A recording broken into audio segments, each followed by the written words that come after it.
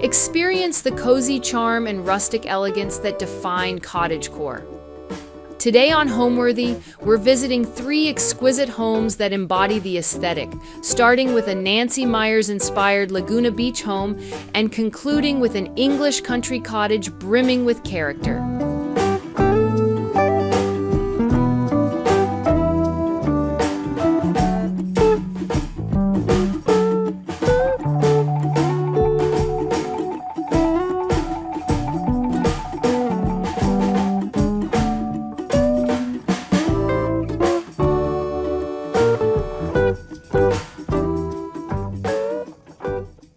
You're watching Homeworthy, where we believe every home has a story. To shop items inspired by this and other Homeworthy episodes, be sure to check out the product links below for amazing furniture, accessories, and more. Hey Homeworthy, my name is Jamie Zahner. Welcome to my cottage by the sea in Laguna Beach, California.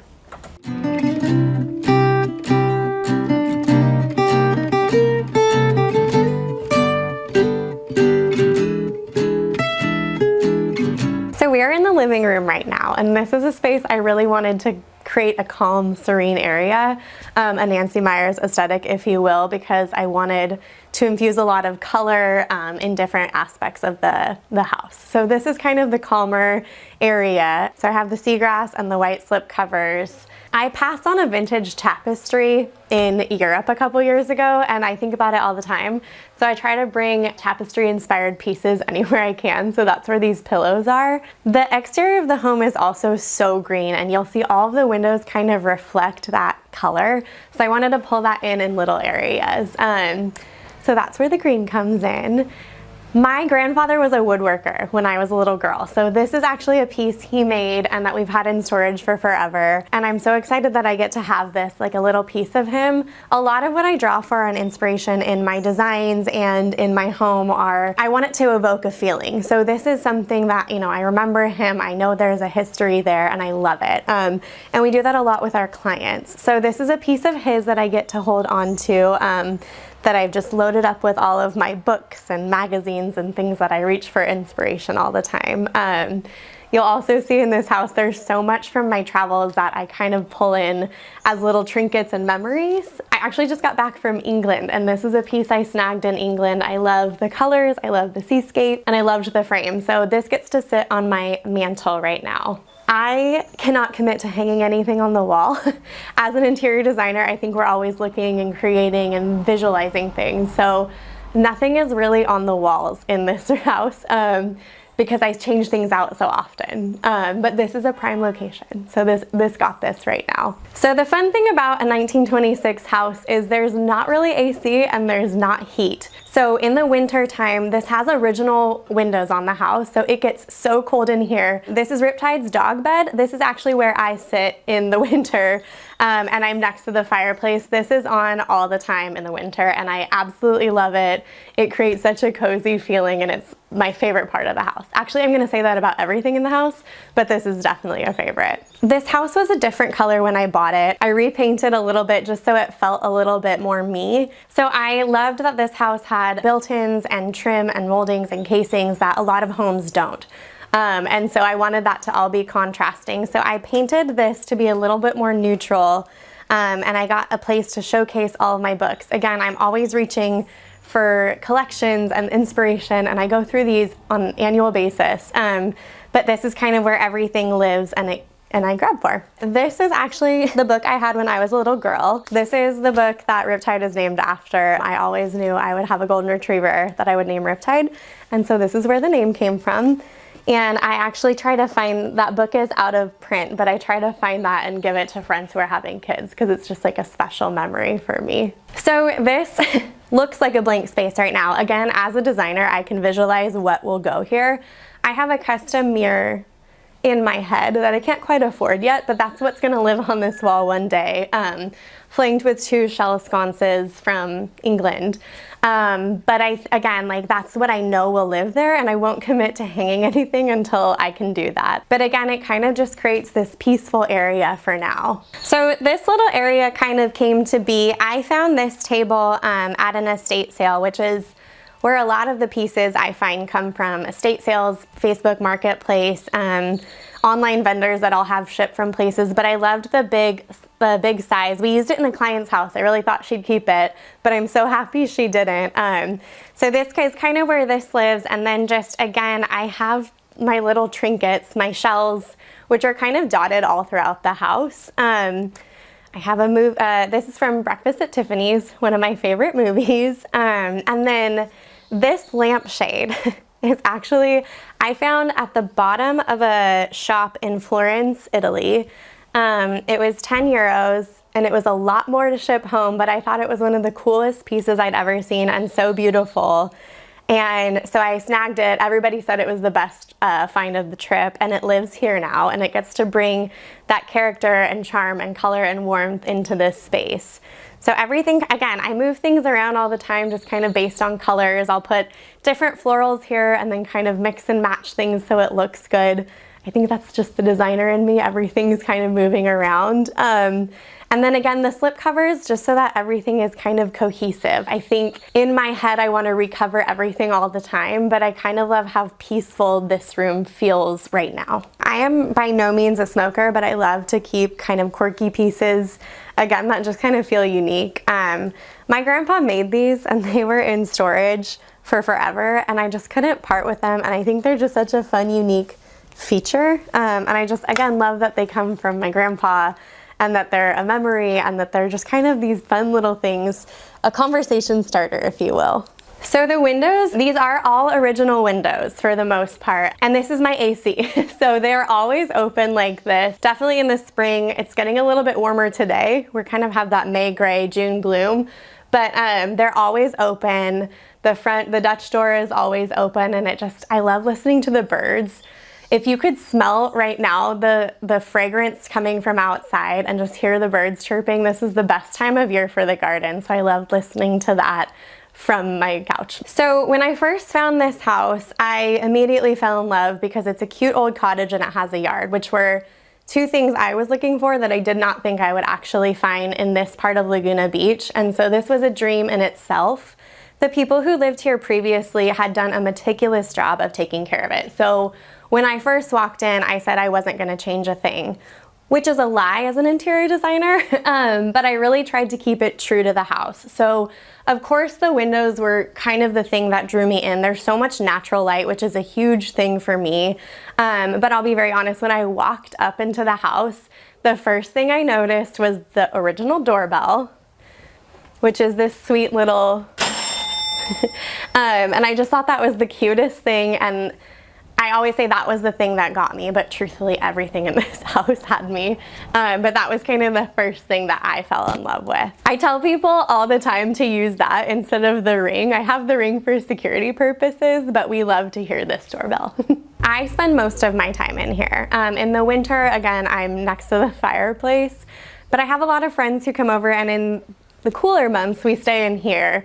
The rest of the time we're outside, but this is kind of where I work from this sofa sometimes.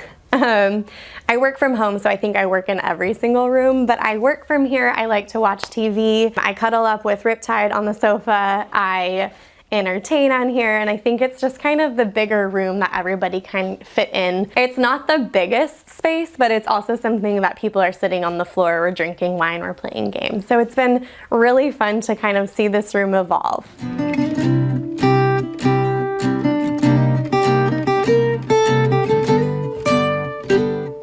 This is the room that I've kind of spent the most energy in redesigning. When I first found the house, I wanted to do wallpaper in this room, but because the living room was going to be so clean, I wanted a nice transition.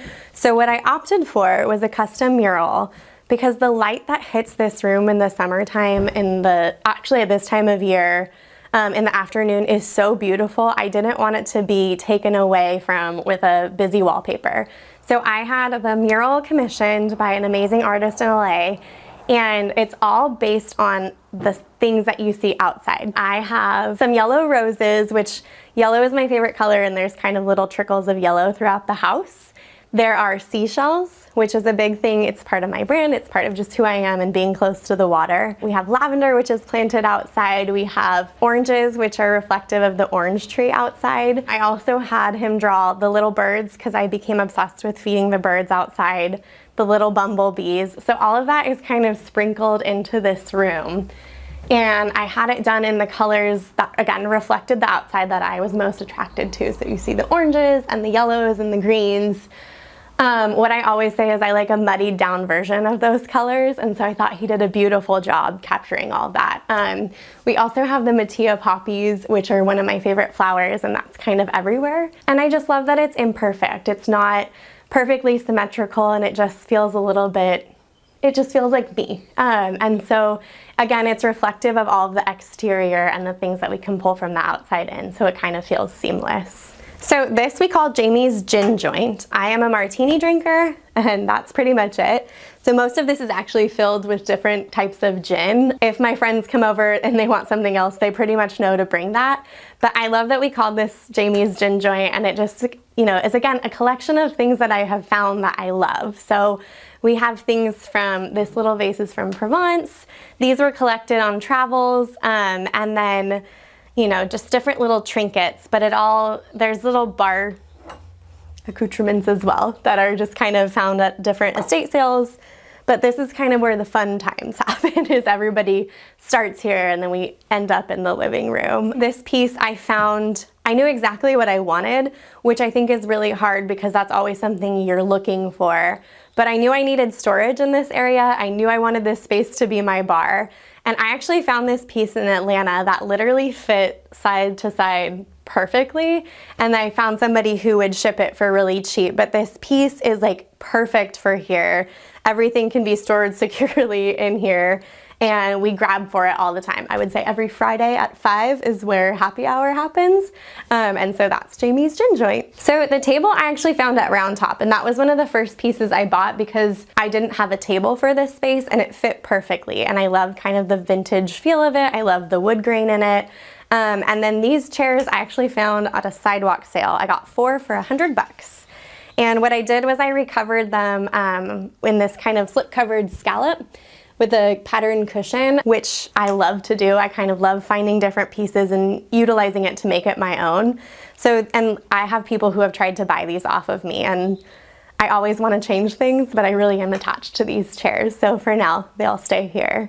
But they're very comfortable and they're very cute, and they just kind of pull this space together. I'd like to say that my favorite colors are a muddied down version of green, blue, and yellow.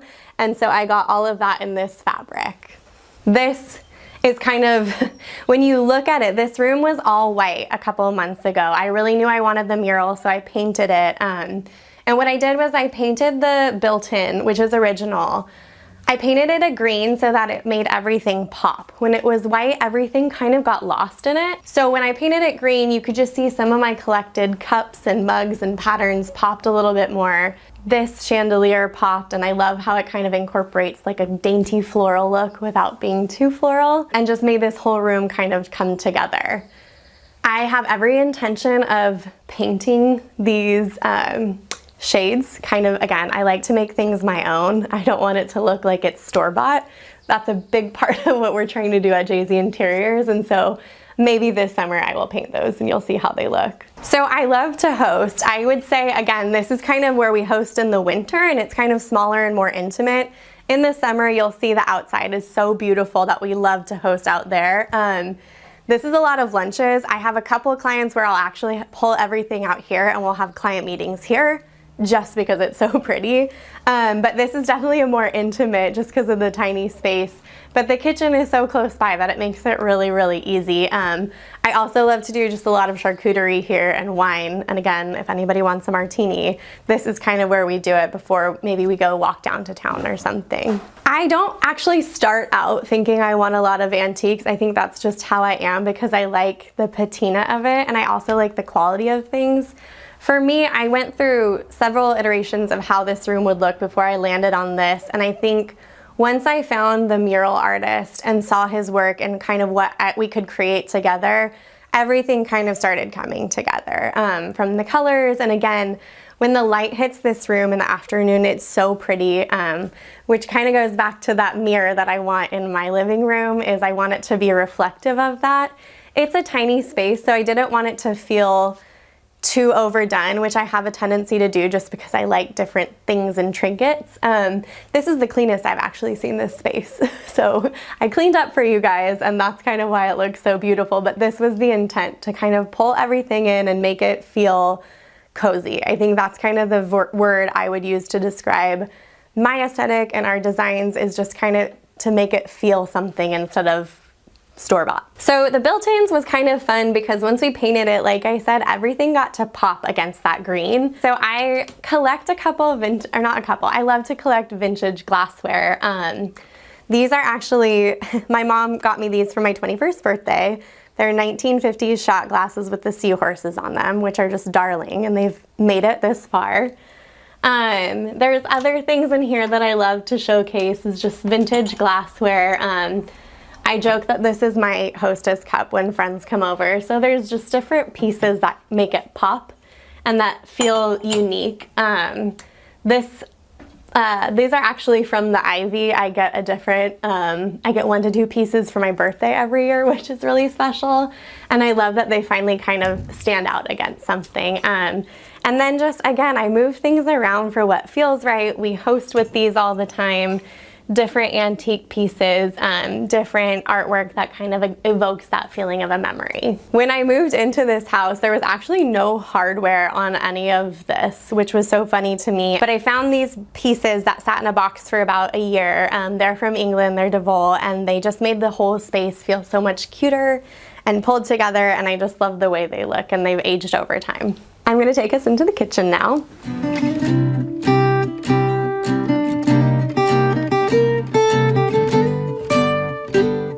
For a small kitchen, this actually has so much storage, which is huge. Again, small house, it works really well.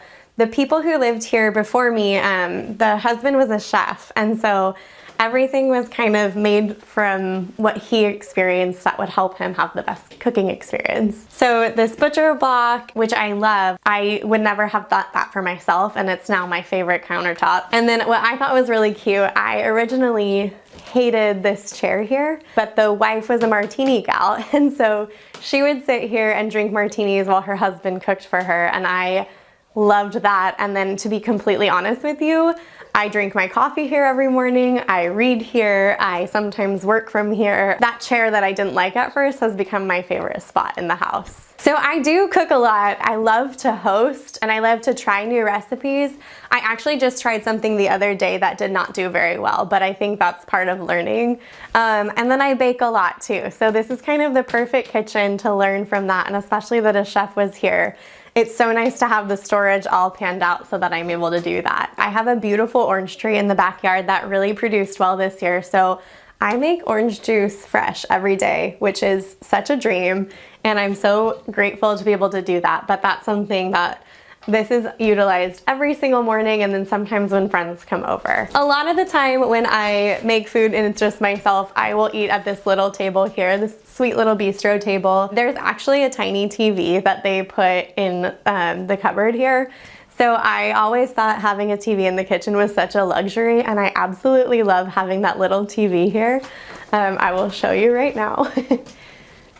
But sometimes I just hole up back here, and I just think it's the sweetest little thing. And then the other thing that they were so great about with storage in here, my washer and dryer is in here, which is just, again, you wouldn't know it's there. Sometimes I really do wish I had a laundry room, but for a tiny space, they did a great job with storage. So I found this rug in Round Top, and I just fell in love with the color. I actually bought it before I even lived in this house. I guess sometimes we do that too. We hold on to things hoping that it works for ourselves or a client. And so I loved the green and florals in here. In my mind, I still think it's a little bit too big for this space, but because I'm cooking and walking here all the time, it's perfect. And then I have this rug here that's just kind of, everything is layered. And again, this kind of goes back to the greens and the blues and the yellows.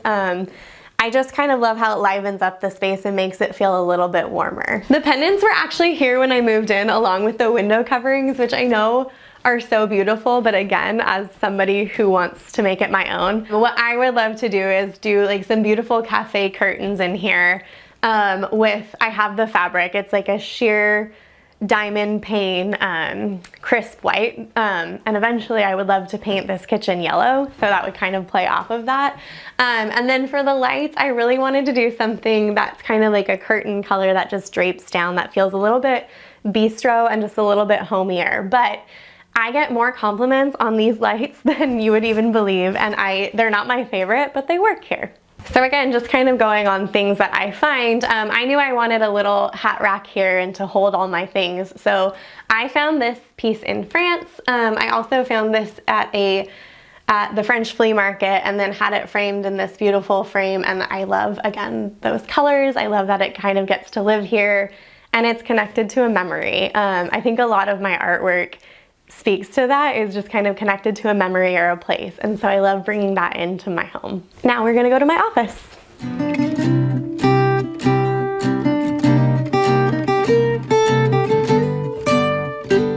Now we are in my office, and I'm gonna be very honest with you, this is the cleanest I have ever seen my office. It's a tiny place. I love working from home. I think it spills out into every room, but for now I know I kind of love being here. So the office was something I originally brought my old desk table or my old desk, and it was so massive for this room, and I ended up finding this piece that was smaller and had a lot more storage, and I absolutely love this desk. It's so beautiful and it's perfect. I just hosted a retreat with a friend of mine in England and couldn't bring myself to get rid of the garland yet, so that's why this is up here on my hat wall. But this is kind of where I work. This is where everything happens, unless I'm on my sofa or unless I'm at the dining room table. But I actually have a 4-foot monitor that is so ugly, but it helps me be super productive, that I've hidden for you guys today. And this is kind of where I work. And I have 2 people who I work with who are virtual, who live in different places. So it's great to kind of have my space here. This is a vintage hat and coat rack that I had seen. I found this from Chateau Sonoma, and she has it all over her house, and I just loved it so much, and I bought it, and it's great. When I moved into this house, this was the only wall that it fit on, because the walls are really small here. And I kind of love that it turned out this way. I have light skin and light eyes, so the sun is not my friend, but I'm always outside being so close to the beach. I love being in the water. I love being in the garden, so I need some sort of hat. So this is kind of where the hat wall came about.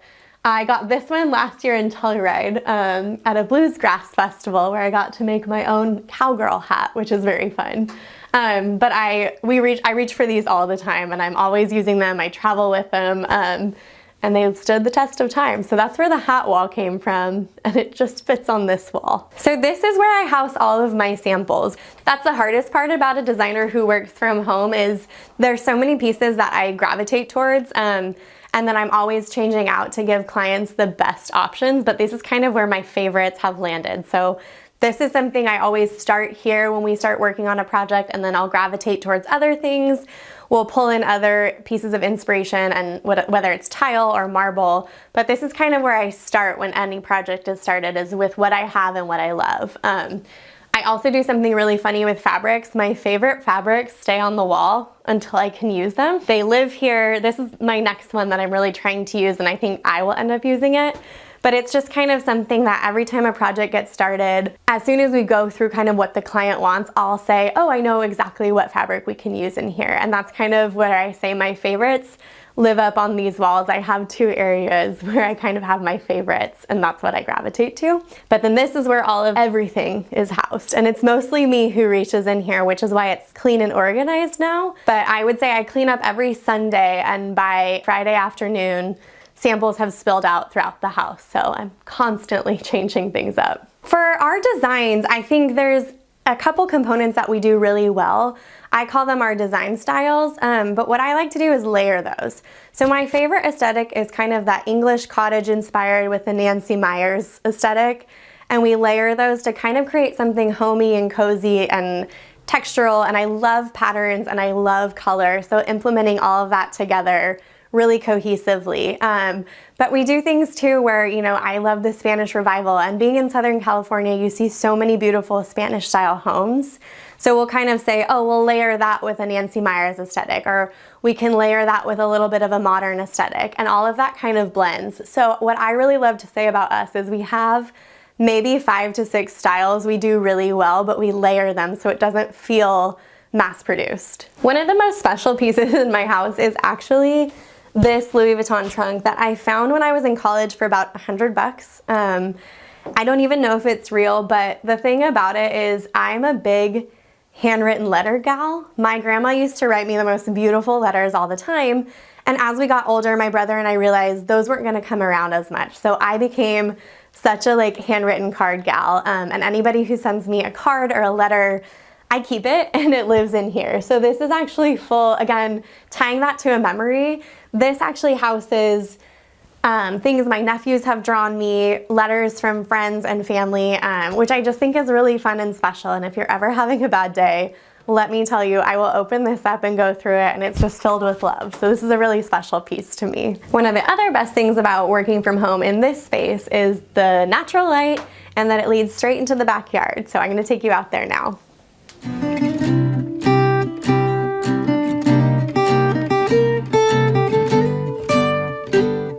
So the backyard is what I think is the best part of the house. And being that this is my office in the summertime, I do work here all the time.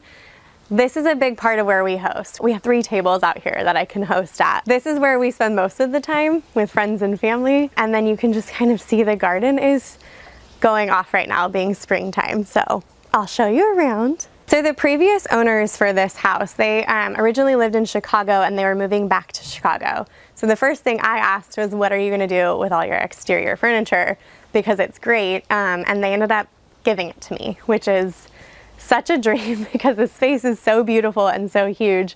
But I was able to incorporate all of this. I inherited all of this with the house, which has just made hosting such a dream. This table is my favorite part. It's kind of this vintage antique piece, solid oak, so it gets protected in the winter, but it's really fun to host dinner parties out here on this table. We have the whole setup back here with the barbecue and my gardening tools. So this is kind of where all the cooking happens. We set up out here.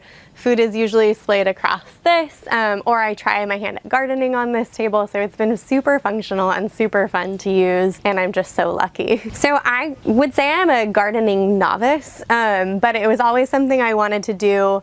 I just didn't have the space for it. So when I came here, they had done such a beautiful job with the yard that I knew I needed to keep it alive. And it was really fun to try something different. And I think there's something to be said about trying new things and seeing what doesn't work. So I actually have an herb garden I'll show you in a minute. And then I loved being able to kind of plant things I love. So I love the pops of color. I love right now the little spray roses in the front that come up to life. There's lavender, we have morning glory. I have the hydrangeas, which are coming back around too. It's been kind of fun to learn that. All of my grandparents were in the garden all the time. So one of my grandfathers had tomatoes, and it has made all of us tomato snobs. So I'm really trying hard to make sure I can do tomatoes this year, because it didn't work for me last year. And then my grandmother, June, had such beautiful hydrangeas and roses. And so that's something that's kind of been fun, and kind of a, again, a memory that I get to kind of bring to life and watch it happen. And then anything that doesn't work, I'm like, okay, why? What did I do wrong, and what do I do next time? So it's kind of been this learn as you go sort of thing. But this year is kind of fun because so much of it survived, and I'm so proud and so excited. But any Saturday afternoon, I'm usually out back here making sure everything is taken care of. These are my tomatoes that are starting to come in. These are black beauties, and I'm so excited to see them popping up. And then this is my herb garden, which is starting to really take off. It has been so much fun to just come back here and grab things from the garden as I cook and as I host, and again, try my hand at different things. So we have a ton of stuff back here. My zucchini was doing really well, and then I think I was overzealous and it's not doing so great right now. But I come back here, I'm doing fresh salads every day for lunch. And again, kind of going on what works and what doesn't. I realized last week that the crows were eating all of my dill, which I put in my salads every day, and I was so upset. So now I have this little algae to scare them off, and it has worked. And the dill is starting to slowly grow back. So it's all about trial and error with this. So we're about 2.5 blocks away from the ocean, which is another dream in and of itself. So right now we have kind of this May gray, June gloom, where everything's really gray. This was a really great year for rain, so everything is thriving. But that's kind of what helps everything grow. Where I used to live, everything was in like a raised garden bed, but it would get beat by summer heat. And so because we're by the water and you get that ocean breeze, it's been really fun and a lot easier to keep things alive. The other thing, I have this lemon tree which is taking off, which I love to be able to grab lemons from for everything. And then the roses are really starting to bloom. I love just all of the colors. I think sometimes people around this area really just want one color for aesthetics, and I just love all the color infused in different areas. And then the best part is this orange tree, which really produced this year. And we have the last bits of it right now, but that's where I make the fresh orange juice every morning. It's from these oranges, and I do orange olive oil cakes all the time for family and friends.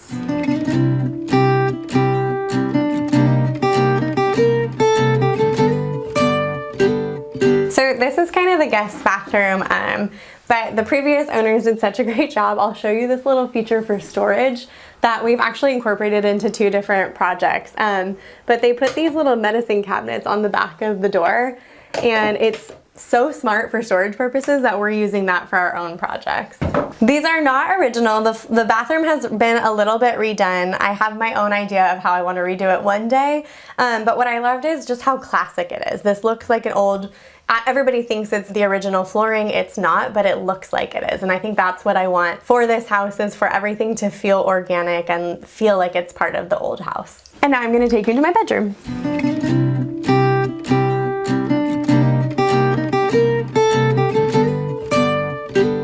So this room obviously reflects a lot of the green from outside, which is such a dream.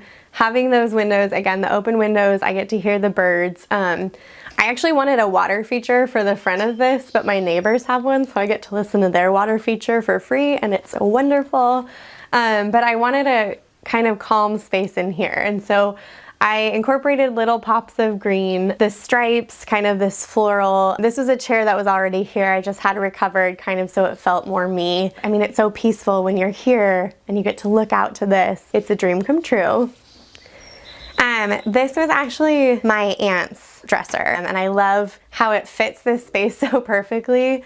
When I got it, I didn't actually have space for it at the time, and I held on to it because I knew it was just so beautiful. And so I'm so lucky that I get to use this and have something pretty to look at all the time. This is another pressed floral that I found in France. I bought this with every intent to sell it to a client and ultimately couldn't part with it.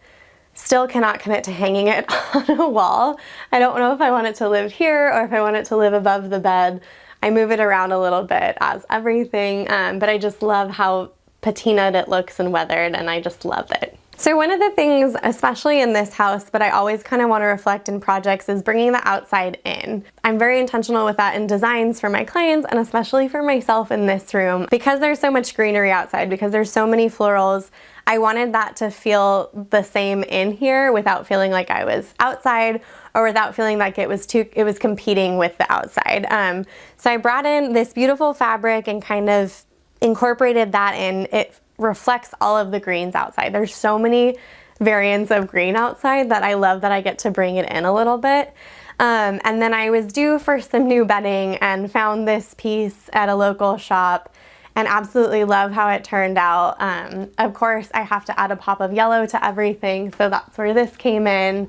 But again, I kind of think that mesh of pattern and that mesh of the mix of florals, kind of with that easy linen, kind of makes that like easygoing, kind of like that California feel meets an English cottage. It all feels very layered, and just kind of cute and quintessential cottagey. As I mentioned, I just got back from England. A friend of mine and I hosted a retreat out there, and one of the things we got to do was host a workshop with Tess Newell, who I've been a long time fan of, so it was a dream come true, and we actually painted these lampshades with her.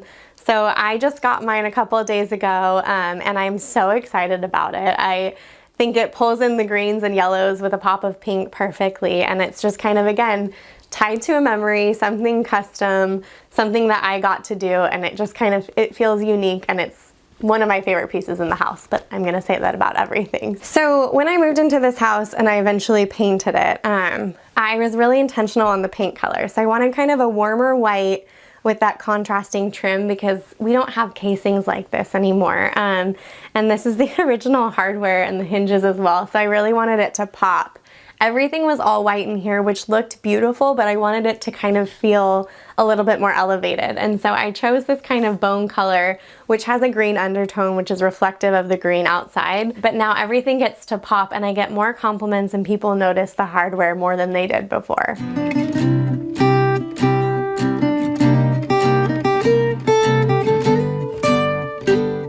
So this is the front porch, which is darling. I also like to call it Riptide's territory because he cries every night about 5:30 to come out and just watch the world go by, which is kind of a great reminder to stop and slow down, and I'll sit out here and I'll work a little bit, but you get to watch the world go by from the front door.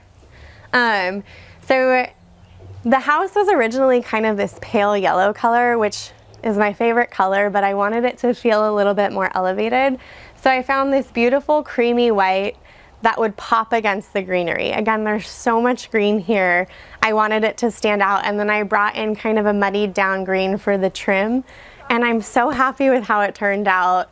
And then I kind of added different brass features, different places. So these were kind of the first thing I knew I wanted when I painted everything. They're also from England, and I just think they fit this space super well. And then the other thing that is really fun is this mailbox feature was actually part of the house, but it was just like kind of an open slot. And I found this lettere sign in Rome, and I bought it, and it literally fits perfectly. So I had that installed, and nobody actually gives me mail through this anymore, but I love that it's here and it just kind of pops against the colors. So we come out here, I think again in the summertime, everything is so much more fun, and I love being outdoors. So I'm out here all the time with friends. We'll do a glass of wine out here and just kind of sit, and the sun sets really beautifully here, and it's so cozy and warm.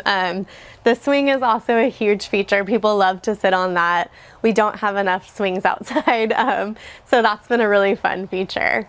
So I actually had the house painted a couple of months ago at the end of summer. I did James White by Farrow and Ball on the exterior of the home, and then Embassy Green by Benjamin Moore on the trim of the house. And what's really fun is this was not a custom door, but the green matches perfectly for this screen, which is really great for all of the bugs that I don't want to get into my house. I wish you guys could smell what this place looks or smells like right now, because everything is so fragrant. The jasmine is coming in right here. I have hydrangeas that are starting to pop up, they just look so great. Normally, this is my favorite rose bush. It has the most fragrant yellow roses, which is kind of what we brought into the dining room as that inspiration. They're just budding right now, but everything smells so good out here, and it's the best part of this time of year. I think a home should be reflective of the people who live in it and a collection of things that they love, and again, a memory. I think we want a collection of memories so we feel something and we're not just coming home to something that's perfectly styled and void of any character. That's something that I feel so much in my home, and that I really try to encourage our clients to do in their own homes. This is a home full of hosting, so full of friends, full of family, full of people who can just come and show up and sit on your couch in their sweatpants, or people you're hosting dinner parties with. I think it's just something, you want it to be this happy space, and that's something I've really tried to encapsulate in this house.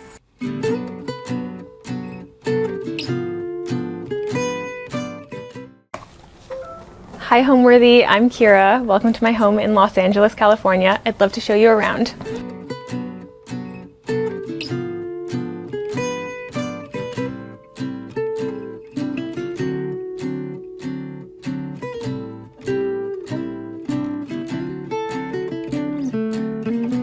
You're watching Homeworthy, where we believe every home has a story. Before today's episode, click the join button below to support all of the storytelling we do on this channel.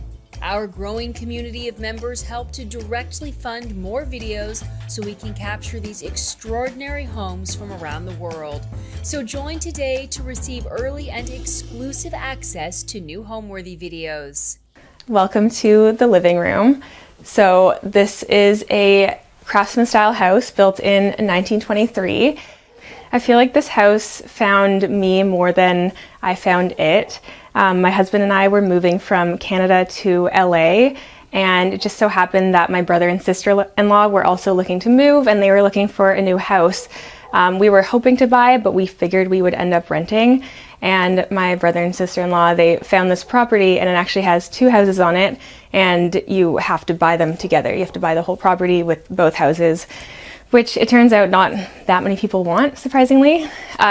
So we saw the house, we all fell in love with it, and we got really lucky and we got it, and now we live on this property, and my brother and sister-in-law are right beside us, and it's been amazing so far. So this is actually the first and only house I've lived in LA, so I consider myself very lucky. The best thing about this whole house is that it came with so much personality. Every room is a little bit different, and I didn't want to make the whole house totally uniform and cohesive, so I kind of just leaned into the personality of every room. So as you can see, this room has wood paneling and vaulted ceilings, so my mind kind of went to like a cabin. So what I wanted this room to feel like is that we're at like a cozy cabin in the mountains. So that's kind of how the decor in this room looks. So I used to think that you had to spend a lot of money on art, but a lot of my favorite things hanging in our house are actually very inexpensive. So these black and white prints here were $5 each at an antique store, and they're super cool. These are stills from 1950s action movies, and they suit the room really well. This here is another vintage find, and you can see the detail of the frame. It's hand carved and just super, super beautiful. We get questions about this area quite a bit. It's our little vinyl area, so we have all of our vinyls displayed in here, and then our record player, our speaker, and this is a Hay design lamp. I believe it's Scandinavian. A cool part of this room is this ladder that goes up to the crawl space up here. I'm curious what they used it for back then, but we just use it for storage right now. In this corner, you see a lot of the kind of Western accents that go with the cabin theme. So up here we have a vintage horseshoe and a cowboy portrait. We have a Route 66 bookend and a little silver plate that has horses on it. This is kind of my booze and books corner. So I was on the hunt for a fireplace screen for a really long time, and nothing was suiting the room, nothing was jumping out at me, and I just found this brass one on Facebook Marketplace, and it has the shell detailing. I'm a sucker for shells, I'm a sucker for kind of coastal items, so I found this, fell in love with it, went and picked it up, and I love how it works in the room. Over here, it's definitely hard to pick a favorite vintage item I've ever found, but this marble coffee table is just amazing, and I think it's something that we'll have forever. So it's definitely up there in my top 5. This rug is from Ruggable. It matches the tones of the coffee table perfectly, and honestly, we kind of have to have a Ruggable rug in our house because we have 2 dogs, and they drag in dirt sometimes, so. Cabin items, we have the tennis rackets, and I just found this at an estate sale the other day. It is a frame in the shape of a boat's steering wheel. It's super fun. So this is our main living room and where we hang out the most when we have people over, but our second living room, or our family room, is where me and my husband and my dogs hang out the most. Let me show you.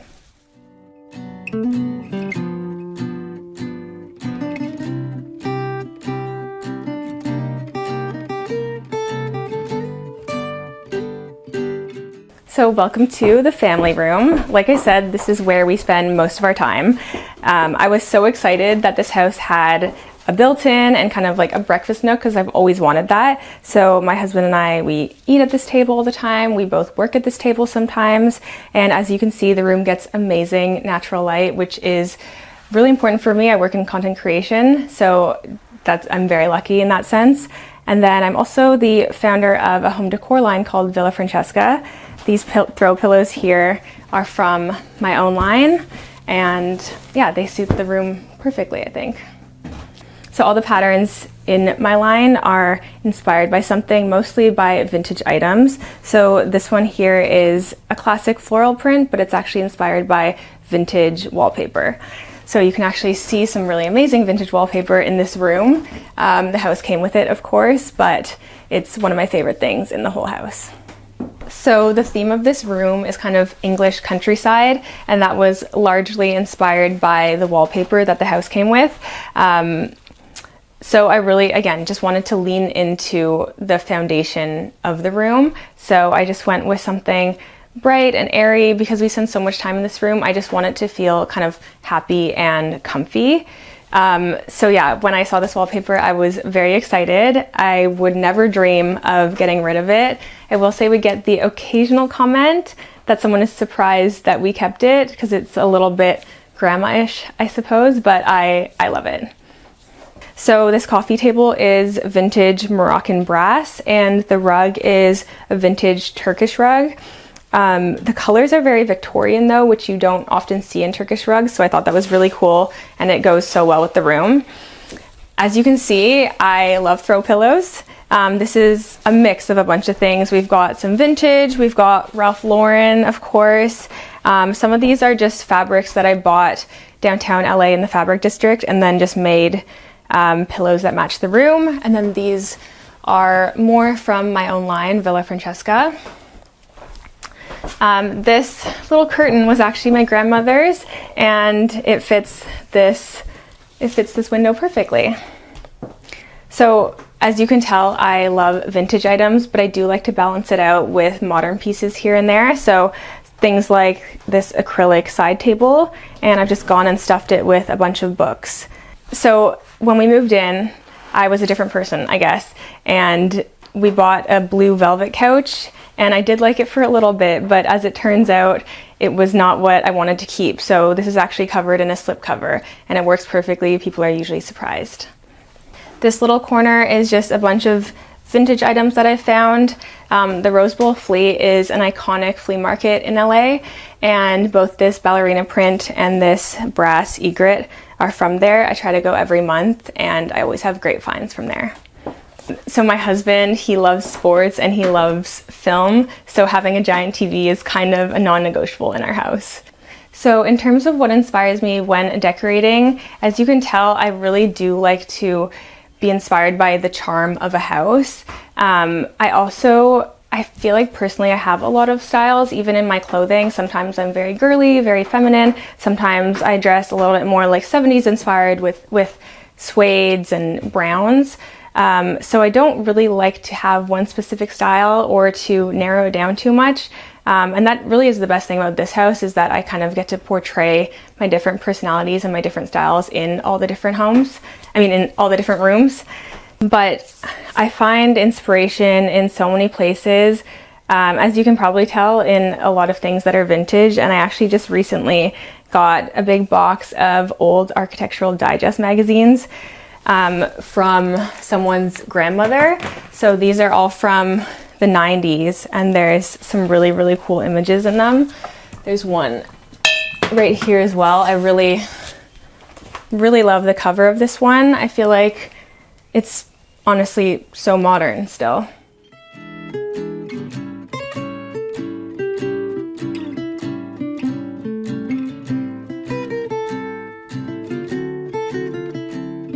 Next, we'll go into the primary bathroom.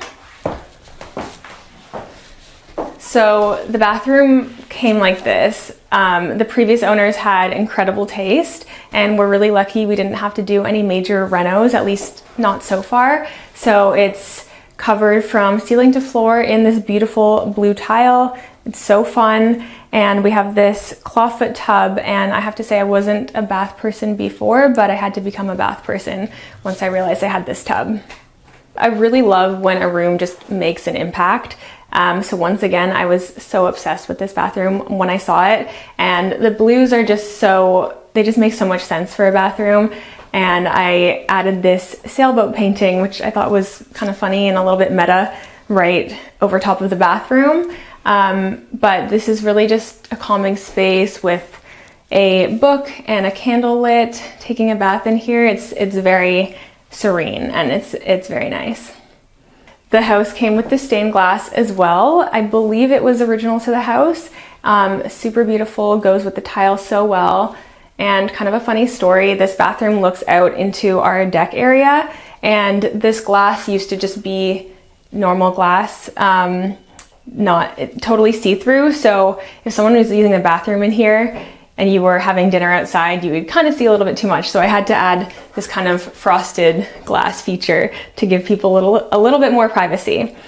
We also have this seat cover that is a little bit polarizing. People either love it or they hate it, but I think it's very fun. And I think I mentioned earlier, I really love kind of seaside and coastal themes. So I think it's great.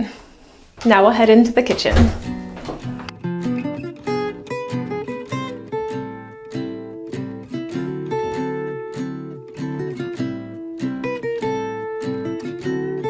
So once again, the house came like this. It came with the pink wallpaper and the pink tile, and I have to say I'm very thankful that my husband is not afraid of a little bit of pink, because I love this kitchen.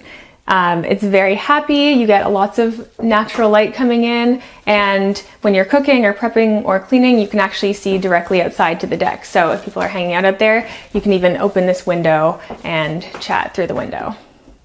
So in a kitchen, I feel like one of the best ways to show your personality and your personal style is through open shelving and kind of displaying your favorite items. So throughout my house, I have lots of plates displayed, but I have plates and my favorite olive oils, my favorite cookbooks, and I really feel like you can see a lot of personality come through in items like that.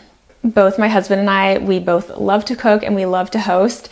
So working with a very small kitchen has been interesting. It has been a learning curve, but we really make do. We actually have hosted Thanksgiving 2 years in a row.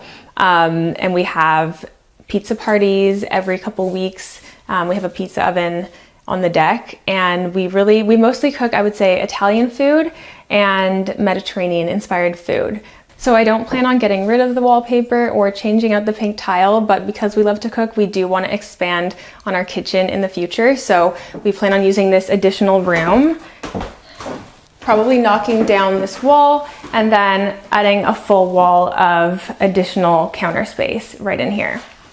So when we saw this house, this room was actually staged as kind of a small dining room or a breakfast nook. But again, because we need more counter space, we need more room to prep and cook, we decided to just add temporary counter space in here. So we have a butcher block, and then one of my favorite pieces in the whole house, this was also from the Rose Bowl Flea. It is a antique washing stand, and it has this beautiful, beautiful blue and white tile and this marble, and it has been a staple in this house since I got it. This little area is where I display all my functional but cute kitchen items. So things like my silver butter dish and my cutting boards and more olive oil.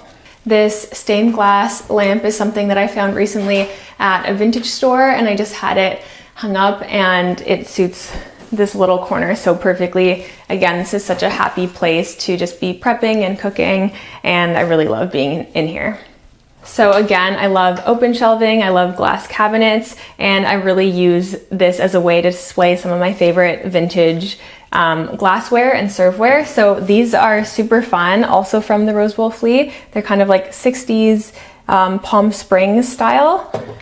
We use them for Arnold Palmers in the summer. This is my favorite teacup. It has 4-leaf clovers on it. And then I have lots of fun floral plates like these and this, and crystal glassware is my favorite thing to drink out of.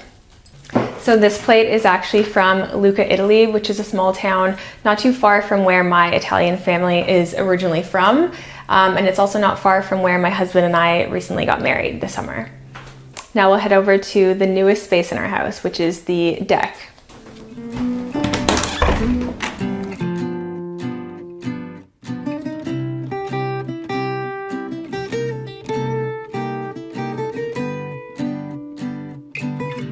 So as I mentioned, we love hosting, we love throwing dinner parties.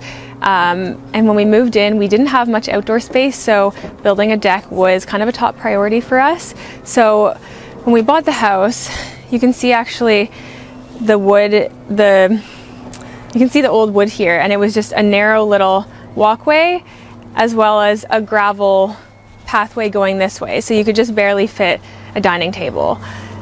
So we just built this in the fall and we use it constantly. So my husband and I, we love to host dinner parties. We usually collab on the food, but I love doing the tablescapes. So I usually have a theme, whether it's pizza night and it's a totally Italian theme, or it's just like a nice lunch we're having. I would do something more like a blue and white coastal theme. But really, I would say we have people over every single week. And we also have guests come to stay with us in LA all the time. So having a place to hang out outside is really important for us. And we're also from Canada, so making use of the outdoor space throughout the entire year is amazing, because in Canada you usually only get a couple months of that. So I don't know if you noticed inside, but we actually don't have an oven. And because we like to cook, we've really had to improvise and find new and creative ways to cook. So we use our barbecue all the time. And I recently bought my husband a pizza oven for his birthday, and we've been using this constantly. He's really nailed the homemade dough, and it's probably one of our main dinner parties that we have now. So home means to me making it somewhere that I really want to be. Don't get me wrong, I love traveling, I love going out, I love trying new restaurants, but I really am always aiming to make my home feel like the place that I want to be and feel like my own little haven, and also somewhere that my friends and family want to be. We're really lucky. We have people come visit us all the time. Actually, just last month we had 3 straight weeks of guests coming to stay with us, and that's definitely the norm. And people, they often just say that they love being here, they love hanging out, they love coming to our dinner parties, and that means everything to me. That's just exactly what I'm going for. And you know, our house isn't huge or anything, but I think it's very comfy and it's a very kind of happy and cozy place to be. So I never would have dreamed that we'd live beside family. I feel like in this day and age, that's so hard to come by. So we're very, very lucky that we live beside my brother and sister-in-law. We hang out with them almost every day, I would say. And it's just like having a little built-in community. So it's really lovely. So we have a little fire pit area over here, and this is where people usually gather while we're still cooking. They grab a drink and they hang out over here. And then as you can see, the backyard extends up there. We have a ton of garden space, and we actually have grapefruit trees and lemon trees. So when we need something, we just run out and pick it from the tree, which is really awesome. And we have 2 dogs, and they absolutely love having this giant green space to run around in. Now I'm going to take you upstairs to our primary bedroom.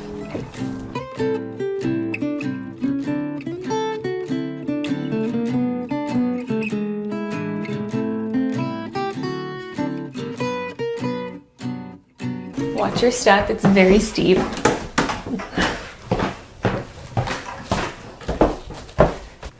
Welcome to the bedroom. So for me, I always want my bedroom to feel very calm and peaceful. I never want it to feel cluttered or even like it has like too much color. So as you can tell, the theme is kind of blue and white. It's kind of coastal and seaside. And the reason I went with that theme is because the wraparound windows really make me think of a cottage or even a tree house. But the windows, as well as the walls were previously wood paneling, as you can tell, and now they're painted white. And it kind of reminds me of shiplap and gives that sort of seaside feel. So I personally love the coastal look. I don't think I could commit to an entire house of that aesthetic, but I really love it for the bedroom, and I really find it very peaceful and like it's somewhere I want to be. So this little mini bench is from Olive Ateliers, which is kind of an iconic shopping spot in LA. And then I've just outfitted it with a couple seaside inspired items like my sailboat and my shell. And then this is a vintage frame and a vintage candle sconce. My husband says this looks medieval. And then the photo in here is from Capri, Italy, which is one of my favorite spots.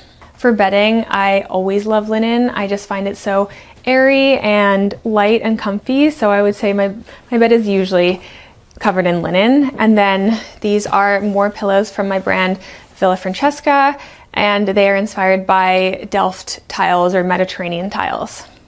So this is one of my favorite corners in the house. I absolutely love lamps. I don't know if you could tell, but I think this one is my favorite one.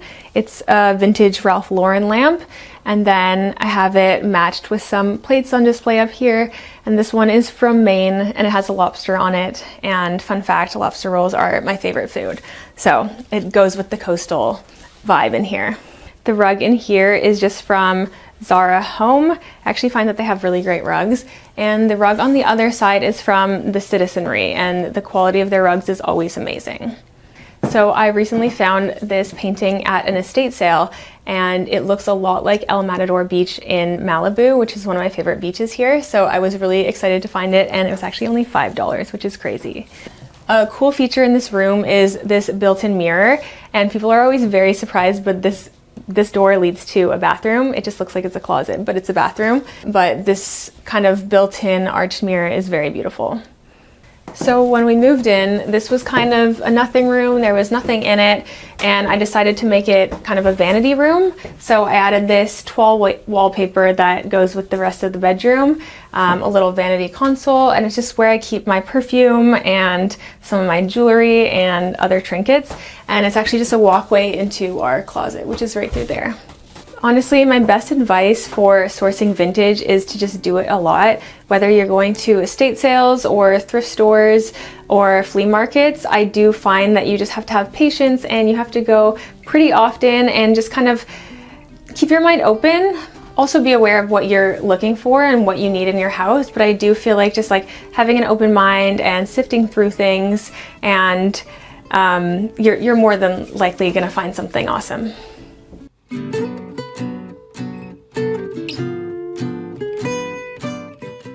Today on Homeworthy, we're bringing you to the English countryside for a look inside columnist and interior decorator Rebecca Lovett's utterly charming 17th century cottage. A labor of love, Rebecca thoughtfully restored the property into an inviting home that defines the beauty of country living. Inside, you'll find a brilliant collection of cherished family heirlooms, pillowy cushions, and of course, lots of chintz. Enjoy!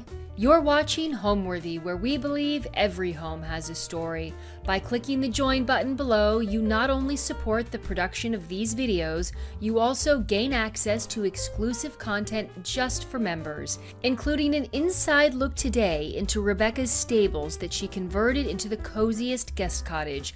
Join today to see more of the homes you love. Hi Homeworthy, I'm Rebecca. Welcome to our very crumbly, very rainy thatched cottage in the middle of nowhere. Come on in.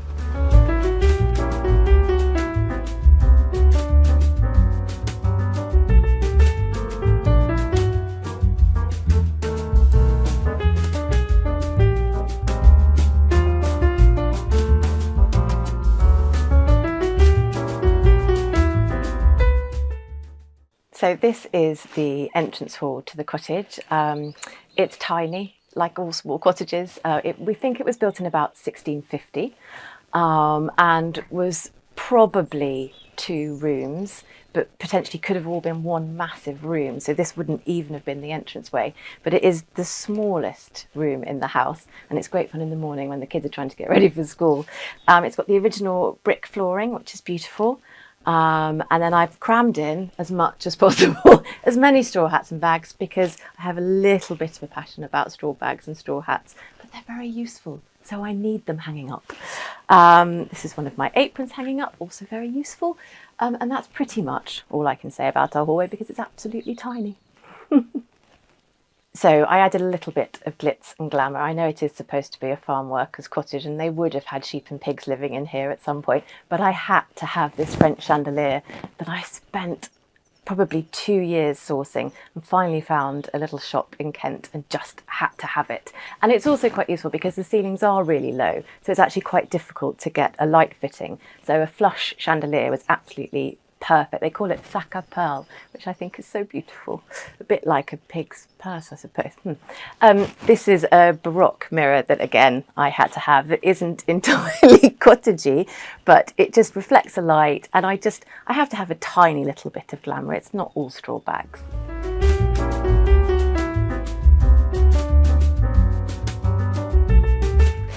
So let's step into the sitting room now. This is the room that actually captured our hearts when we first saw the cottage online. It was just the most stunning room, and I remember saying to my husband, can you even imagine living in a cottage like that? It was painted dark red, so it was completely empty. The house had been empty for nearly 2 years, and it was just somewhere that you walked into and just thought, oh my gosh, this is where our family should be. And I fell in love, funnily enough, with the dark red walls, and then lived with it for about a year and then went, it's really dark. I'm not sure I can live in a really dark room anymore. I am a little creature of light. So it was a bit of a travesty to get rid of the dark red because it actually matched the red of the roses that are outside. But instead I got some curtains made with the gorgeous red that matched the original paint on the walls. I did go through a variety of colours in here, including farrow and balls, setting plaster, and then I went for a crazy dark blue because I thought, actually, you know what, you're supposed to encompass gorgeous north-facing rooms with dark colours. And again, I just, no, I need it to be light. So everywhere is an off-white, and then I brought the colour in with all the accessories, as you can see. So this is Dottie. This is her favourite spot in the entire cottage, actually, which is why it's so muddy. So don't look at this bit, please, because this is where she likes to jump up to. She can see Clive the robin outside, who actually flies past and perches to taunt her. He likes her to go outside, and she chases him round and round and round. Then he flies up into the tree and comes back down. Occasionally, he does actually come in through the window or through the front door, and he'll fly over and he'll come and sit. Oh, actually, I've moved the music stand, but he'll come and perch on the music stand, and that makes Dottie absolutely furious. In fact, she's growling now because I think she's just remembering how irritating it is. Yes, Dottie, very good. Oh, it's a lovely waggy tail. Well done. And it also means that she can see any visitors coming to the gate, the horse riders that she barks at, and the cyclists and the walkers. Oh, yes, yeah, and yes, yeah, she does like barking an awful lot. So this is the sort of centre, the hub really of our sitting room, mainly because it has the wood burner in it. Old cottages do get very, very, very cold, so I had the curtains that I had made up in this gorgeous Kate Forman fabric that I just fell in love with, and it took me 5 years, but eventually I got the curtains of my dreams. I had them lined with a Titley and Marr ticking stripe because you can't beat florals and stripes. It makes me really happy. And then our poor curtain lady, I'd seen someone with frilly topped curtains and just thought, I have to have this in here. So I drew this really rough sketch because I couldn't find the curtains again, and handed it to our curtain lady and said, please, please, will you make these curtains of my dreams? And somehow she did. It was quite extraordinary. One of her ladies was making it up, and she said, one day I will have my house full of these curtains. They are so beautiful. And it's been probably 8 years now. We've been here 11 years.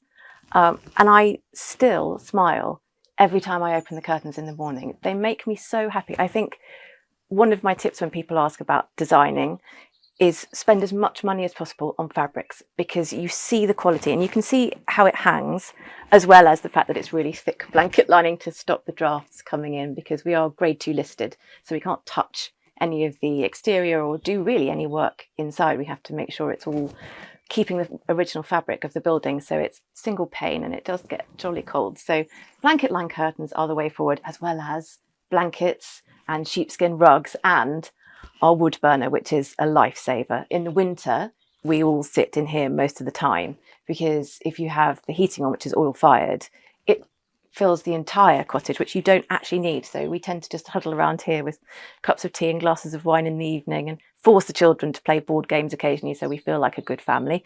So yes, this is our main in the winter room, although we do in the summer tend to use it. It's more just my husband and I. And then we have this door open here, and we can then just sit outside. When it gets a little chilly, we can come back in again. When we first moved in, I was obsessed with the fact that the cottage was completely empty. We used to drive up and just peek through the windows at this gorgeous bare bones of a cottage and imagine living here. So in my head, I designed almost like a French farmhouse with just wooden bowls and simple as possible. And somehow I've ended up with floral craziness. Bit by bit, my personality has just come through and overridden the design that I actually planned. So I have filled it with soft furnishings and cushions and just things to make you feel really comfortable. So I love cabbages and roses. I love Hessian. This is a lovely Victorian chair under here, but it's been dogified and childified. So this little blanket covers it rather well. This was the first piece that we bought before we'd even bought the cottage. That's how convinced I was that we had to live in this magical place. We found it in an antique store about half an hour from here, and I just thought it's so perfect for storing toys. So as soon as people came over, I just throw all the toys into the trunk. Job done. It looked like the perfect house again, apart from the Cheerios and the socks that were also on the floor.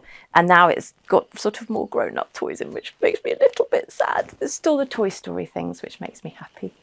This is a carpet that I actually found on eBay. I was desperate to try and fill the space with more colour and warmth. And there was a college professor in Cambridge who was retiring and moving back to India. So he had 2 rugs that I just were perfect for here. I was so lucky. So this is one of them. Again, we've got some more delicious floral cushions. This is from Velvet Linen, who actually, with these dies, she uses the flowers from her garden. It's quite extraordinary. These are the oldest sofas possibly in history. We had them when we first bought. We used to live in a cottage by a canal up in Cheshire. And these were when we first got married. So it's many, many, many years ago, although I'm very young. But really, they are quite saggy and a bit like me, I suppose. This is another stuffed bookcase. That was another piece that I bought when we first moved in. I bought it from, I think, eBay for about £5 and then painted it up and put the wallpaper from our old cottage into it. Although it's now so full of books, you can't actually see the wallpaper. This is a painting. Again, I love florals and I love colour. This is my husband's great aunt, Muriel Pemberton, and she was a very famous painter who thankfully loved florals and colour. So her paintings just work so beautifully in our house.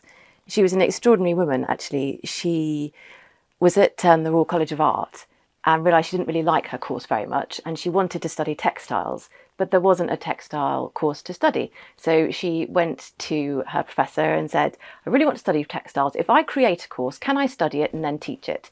And the head of Royal College of Art said, well, absolutely, that's absolutely fine by me, go for it. So she did, and it became incredibly successful. And she taught people like Bruce Oldfield and Vivienne Westwood, and then she taught at St Martin's. So it's just one of those lovely, empowering, dream big, and they will come true. So I love this house being filled with her paintings. I think it's lovely for the children and a lovely story. When we first moved in, this was just a very plain wall, which I had painted dark blue and then setting plaster. But I had a huge collection of books that actually stayed in our stables for about 5 years.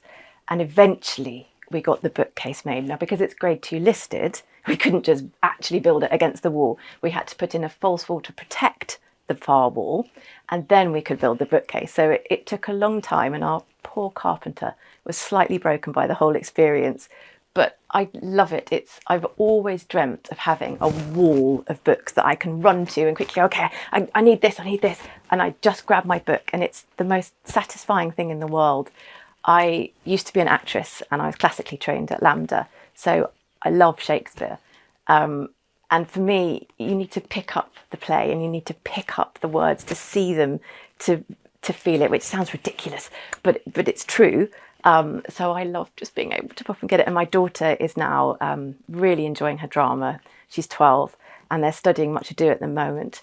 So I was able to rush over to pick up the play and say, look at this, see these words? This is the funny bit with the deck chair. And she's really enjoying it, which makes me so happy. One of my dreams was to be able to sit in the window seat and read my books and my plays. And I find her sitting here now doing it, which makes me beyond happy. To share a love of books is so important. My mother was the same with us. I mean, she would force us to sit by the fireside and read poetry, which we didn't enjoy when we were little, but it has imbued me with a love of words, which is probably why I love writing so much, and a love of drama and theatre and fiction and falling into a story. That's my real happy place. So for me, this is my happy place. I also bought some velvet poufs to be able to collapse on. This was my idea of probably I'd sit on the window seat and my children would sit at my feet whilst I read to them. That hasn't quite happened, but Dottie's very good at sitting on them and covering them with marks. So if they look grubby, again, that's a Dottie. This sideboard was actually my mother-in-law's mother's. And in our old house, it worked really well because it was a very white, open space cottage, and in here I was worried that it would be too dark, but it just fits right in. It works so well with the oak beams, and one of the things I love about it the most is my mother-in-law remembers hiding inside the sideboard when she was tiny. So when she comes to stay, it's lovely that she will look at that and she still remembers that now, which is really magical. These are some antique pineapple lamps that, again, I just had to add a little bit more glitz and glamour to the cottage. Another one of Muriel's beautiful paintings. And what else have we got over here? This is a painting by one of my friends, Emma Perring. I actually met her through Instagram and she's become a really dear friend, and as soon as she paints something, I steal it and bring it into my cottage and say, don't sell it yet, it's just got to come and live here for a bit. So I'm so lucky I get these extraordinary paintings. Again, florals that I absolutely love. I think when you live in a dark cottage, we have a huge thatch that overhangs it, so it can be really dark. You need to fill it with colour and florals and uplifting things. So I'm very lucky to have met her. This is our piano that was my mother's. It was a very dark, shiny, it sucked the life out of the room. So she agreed that I could paint it, which was really lovely of her. And I checked the piano tune and I was saying, will it affect the sound? And I don't know, you'll just have to try it.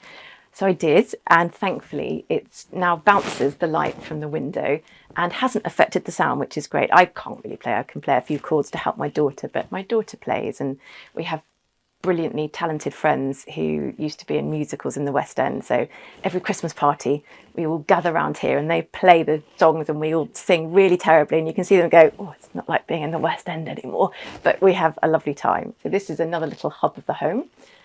This is the original mullioned window, which when it was built would have been level, but year by year it just slopes a little bit more. I suppose a bit like me actually again. But I love that. This is the real character of the house. When you can see something that was built in 1600, that's just mind-blowing. You can touch the wood. It just makes me really happy. One of the things I fell in love with this room is the fact that there is a little door outside. So in the summer, it's always open, so you can hear the birds, which I just love. So follow me outside to the garden. Oh, I sound like a wildlife person.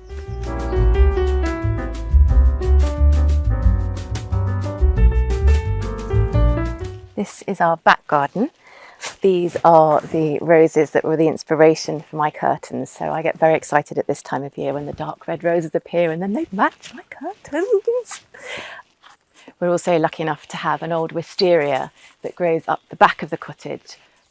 We have had a few discussions over pruning it, and there was one year that my husband hacked it back to virtually nothing. So since then, neither of us have touched it. So it is a little overgrown and it does need a prune, but we're now both too scared to actually touch it. We've still got some beautiful flowers on it, and it's magical in May, sitting at this table and the smell of the wisteria is so strong, it's just glorious. This is the table where we eat as much as possible because you have to make the most of it if it's not raining, which is quite rare now. It seems to rain all the time. The cottage sits in about an acre of land, which we've partitioned up. So at the front we have a sort of herb bed and a wildflower bed, and that's where all our apple trees are. And then at the back, bit by bit, my husband is making it more of a garden. So when we first moved in, the fence over there, that was all paddock for ponies. But we were very clear that we did not want ponies. I grew up with horses and it's really hard work. So when my son got interested in horses, that's when the whole paddock was changed into a garden as quickly as possible. It goes quite far back. There's a climbing frame at the very back that's now been covered by mainly trees, but we're also growing an orchard on the right hand side, and we have lots of damson trees at the back, and on the left that's where our kitchen garden is, which is very slow work in progress, but it is wonderful to go down and pick your own vegetables that you grew and cutting flowers, which makes me really excited. We've got a cherry tree there, we've got pear trees that are just about to start their little pear journey, which is really exciting, and a beautiful rambling rector rose that is just about to flower as well. So I like to sit under there because the smell is extraordinary, and the sound of the bees buzzing in the morning is just out of this world fabulous. This is where we host friends in the summer, and we tend to add more chairs so all the grown-ups can sit around, and then the children just run wild in the garden and we don't see them for a long time, which is quite lovely actually when you've got small children. Ours are older now, so it's not quite the same thing. One of my favourite things to do is table styling, and I think that's how really one of the things why my Instagram took off. I go all out.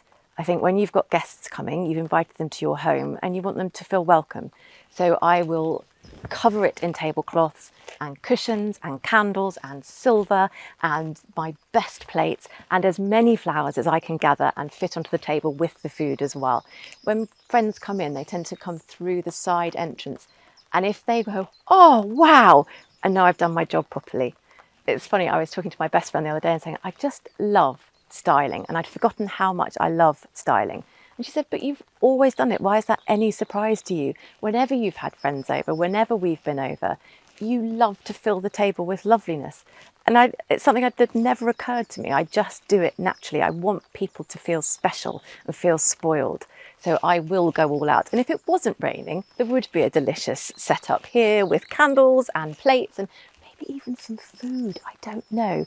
Unfortunately, it's beginning to pour down with rain, so we might just have to go inside, and maybe we'll do it inside instead.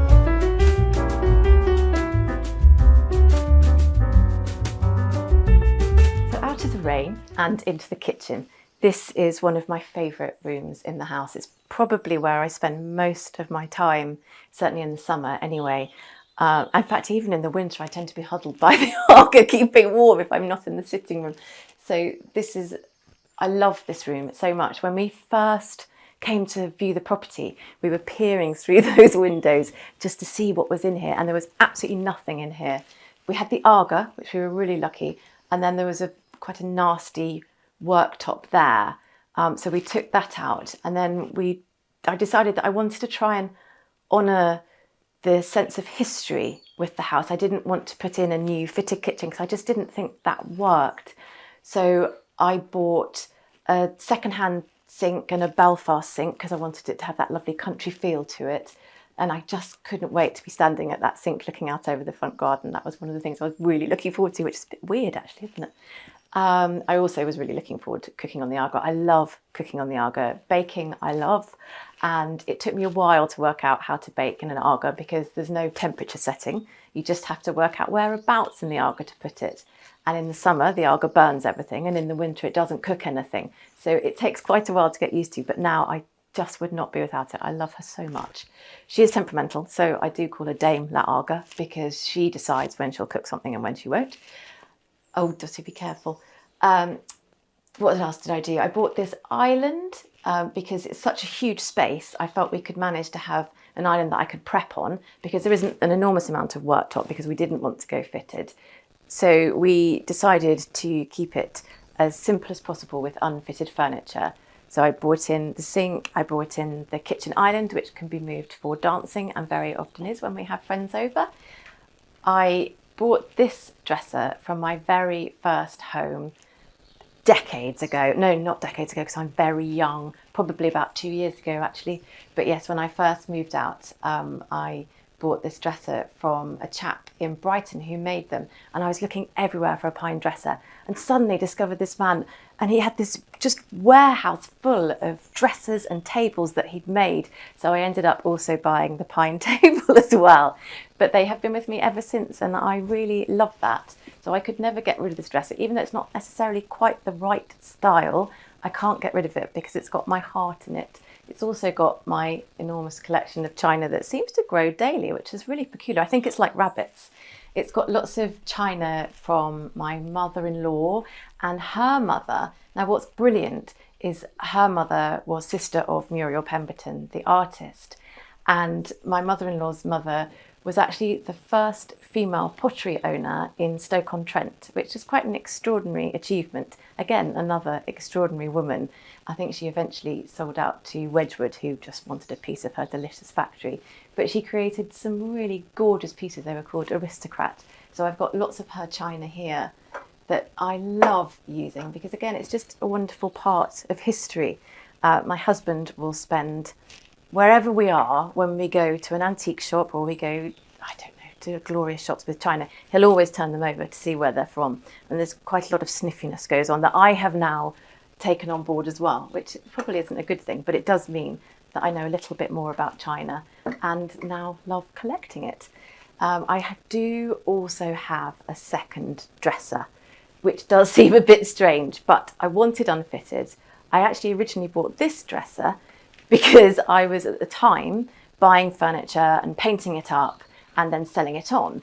But I bought this and it took me a really long time. It was that sort of nasty orange pine. It took me a long time to strip it and paint it.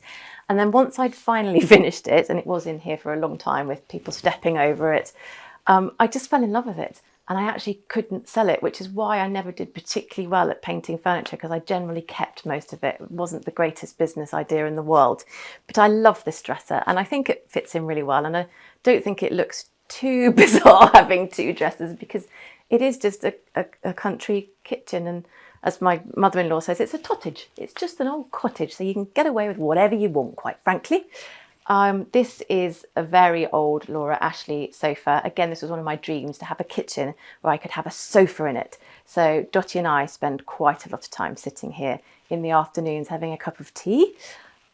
This is another one of Muriel's paintings. These are her Yugoslavian paintings when she was studying textiles and teaching textiles. So again, really important and just something lovely to have that relationship with, particularly for the children, I think. What else have we got? So this is the table that I also accidentally bought at the same time as buying the dresser. I do a lot of accidental purchases, but what I love about this, so this was with me in my house in London when I was a drama student.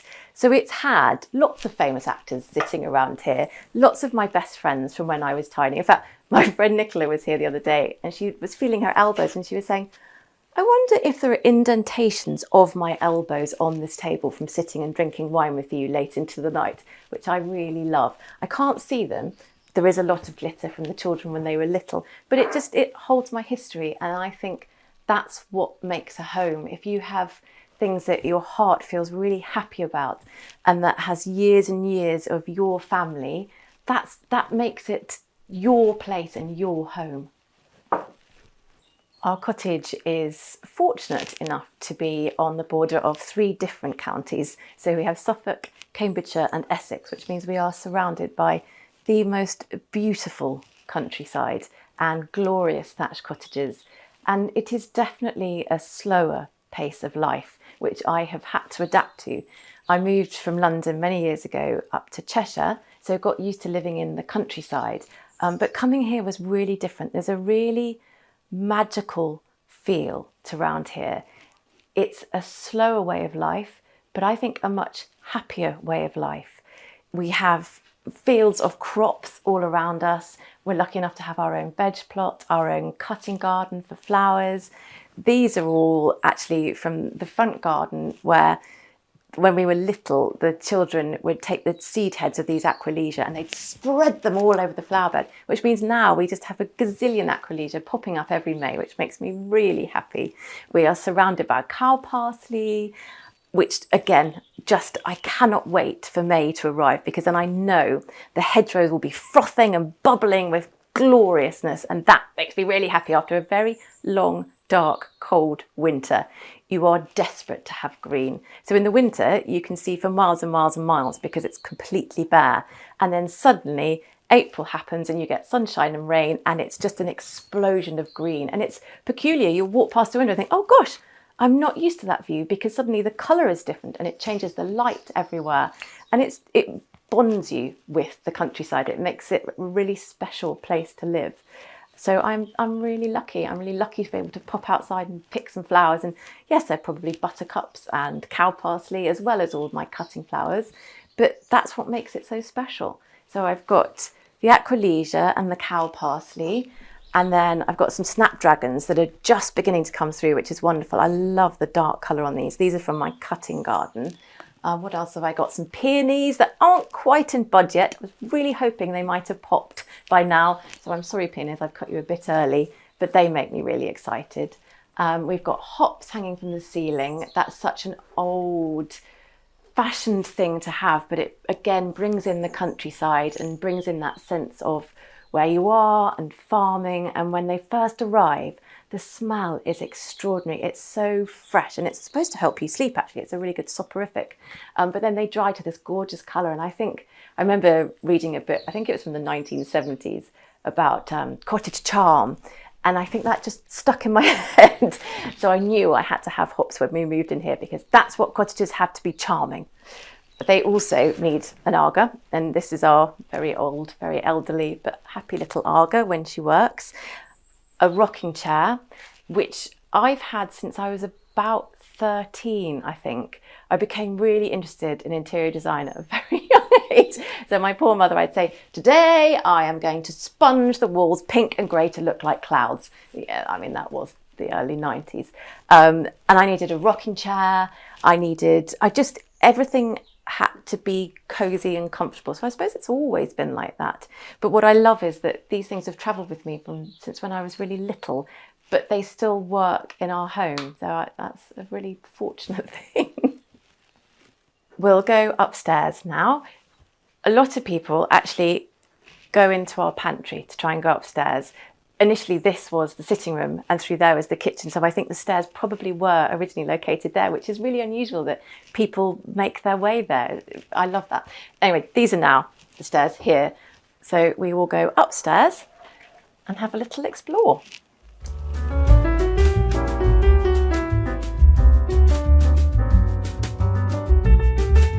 Coming upstairs, you will notice the bookcase behind me that does look impossible to get to.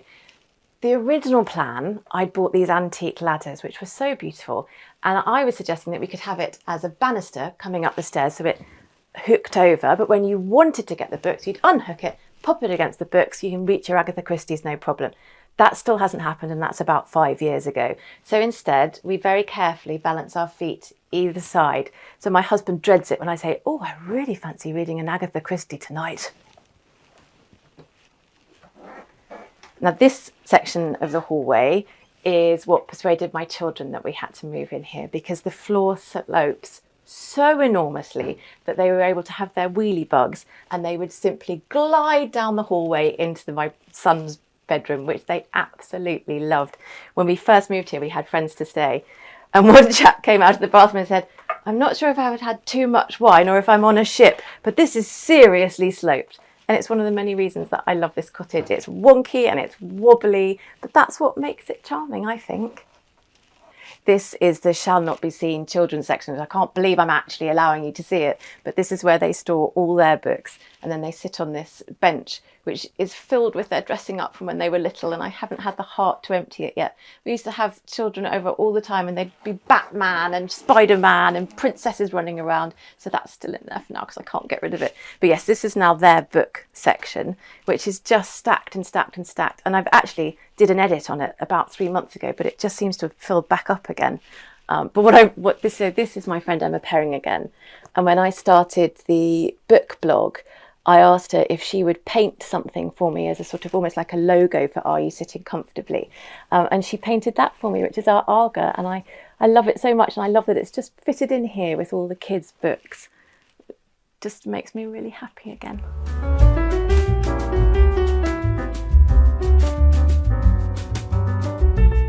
This is our main bedroom, which has the world's widest floorboards. Okay, that's not actually true, but the floorboards are made from the original trees that were cleared to create this cottage.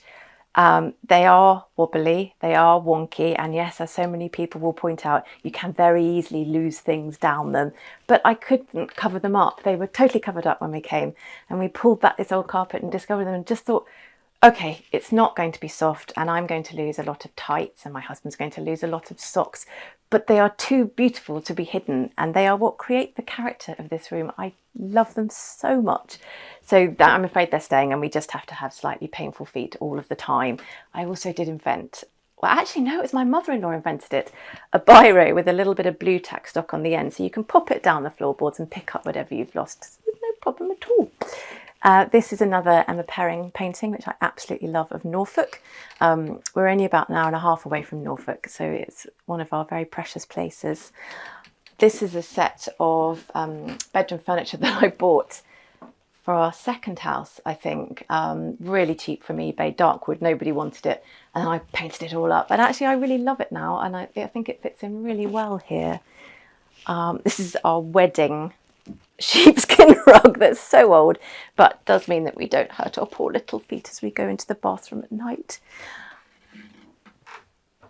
This I waited a long time for. I love it so much. I think it really suits the style of the bedroom. Yes, it's propped up on books, as virtually everything is in this house, because again, the floor is so wonky. I often get questions, why is your bed on books? Do you love books so much? Well, yes, I do love books so much, but it is also the fact that otherwise our feet would be much, much further down than our heads. So we had to prop it up with books. And I do love books, so I think it works okay. We have lovely views out over the fields. So on the rare occasion when I can actually stay in bed till maybe even 7:30, I love sitting in bed and just looking out over the fields at the moment, watching the rain come in. It's very romantic. Another one of my interior passions is cushions. I can't help it. I just keep buying them, and there it is. It's out there. There's nothing I can do about it. I would have even more if I could. My husband has drawn the line at this amount on the bed. The front ones are Cocoa and Wolf Liberty deliciousness, so I had to have them. They're just so pretty. The back ones are handmade patchwork. I just love pink and green, as you can probably see from in here, and it matches my friend Emma Perring's painting up there, so it works really well.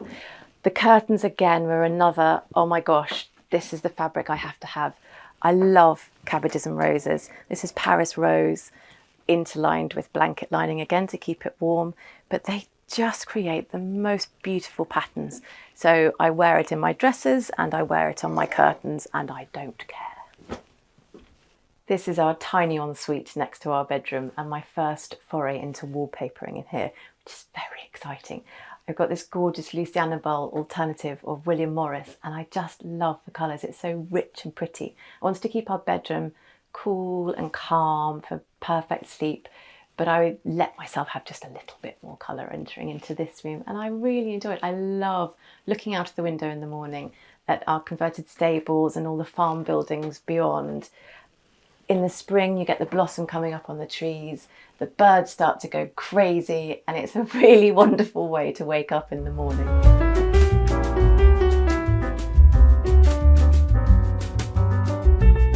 This is my daughter's newly decorated bedroom. We finally got rid of the fairies, which was utterly heartbreaking. For me, not my daughter, she's 12, she was ready to get rid of the fairies. I was not. I'd spent years dreaming of making this fairy room for her. Anyway, I'm actually over the moon. I'm so excited. I kept walking past the fairies, stroking them, thinking, I'll never be able to live without them. But I love this. It's widened the room. Having quite a busy pattern on two walls has just opened it up. And roses and flowers, well, you can't beat roses and flowers, but it's just added, it's a little bit more grown up. It's not too grown up. We've still kept her little princess 4-poster bed. But it's a lovely in-between now, I think. Laura Ashley have helped me to create something really magical, actually. I wanted it to be a sort of Anne of Green Gables meets somebody who might actually quite like Taylor Swift. It's quite niche, and there's no Taylor Swift posters yet, but she loves it. She's over the moon, mainly with the rug because it's so soft and comfortable underfoot, because the poor thing has been on a very slippery floor. When she has friends to sleep over, we put a mattress here, and they wake up in the morning generally underneath the bed because they slip further and further down. When she first started school, she had a little friend over, and the friend went home and said to her mummy, "Verity's got a hill in her room. How can I get a hill in my room?" That's how much of a slope it is. So hopefully this rug will stop children falling under the bed. So it's really a safety rug as well as being utterly beautiful. I bought the little lamp to tie in with the colours of the wallpaper. I wanted to bring more colour in without it being overpowering because it is a small room. So I've just done that through matching, bringing out the yellows and the pinks and the light blues, stripes on the bed to match the stripes of the curtains. The wardrobe I fell in love with as soon as I saw it in the new collection, and just thought, well, I've got to have that. I measured it, I did measure it. I made sure that the ceiling was absolutely, even with the curve, it would still fit in. What I forgot to do was measure the entrance to the door and the entrance to the stairs. So my poor husband had to take all the architraving off, and the poor men delivering it, they had a small tear before they managed to get it up the stairs once we'd taken the banister off. But it fits and it looks beautiful. So I am delighted. Hopefully we've nailed Anne of Green Gables and eventually some Taylor Swift will come into it. I write for Pre-Loved magazine, so secondhand, pre-loved is really important to me. I didn't want everything new in this room. So this bed we actually bought from eBay, oh gosh, years and years ago. So I really wanted to keep that, as well as the chest. This desk replaced the Barbie house. And we bought this from Facebook Marketplace, and we were so lucky. Yes, it's a little bit knocked, but I think that adds to the charm of it. It fits in with the rest of the house. Ditto the chair. We've kept the cot that I bought years ago from eBay and painted up for my daughter, and so far that's been allowed to stay, so I'm delighted with that. The lampshade is the original one that I bought for this room. The fairy curtains had to go, which again was devastating, but we have sold those on, and Tori Murphy made me up these most beautiful rose linen stripy curtains that make me really happy. There is something about fabric and curtains and cushions that just make me so excited. So hopefully it all now blends in, and it's a mix of old and new, which I think is really important. And what's lovely is that it's really important to my daughter, and I think the younger generation are so much more switched on to the older generations make, do and mend. My parents' generation, it's our generation that got a little bit lost, and we need to find that again. But hopefully this room is balancing that a little bit. Thank you so much for visiting Homeworthy. It's been so wonderful to talk through my home and my interiors. I'm sorry, I probably talked far too much. And I'm also sorry for sending you back out into the horrible rain now. But thank you very, very much for visiting our cottage. Bye. Thanks for watching. Be sure to go to homeworthy.com for exclusive content, shopping guides, and so much more.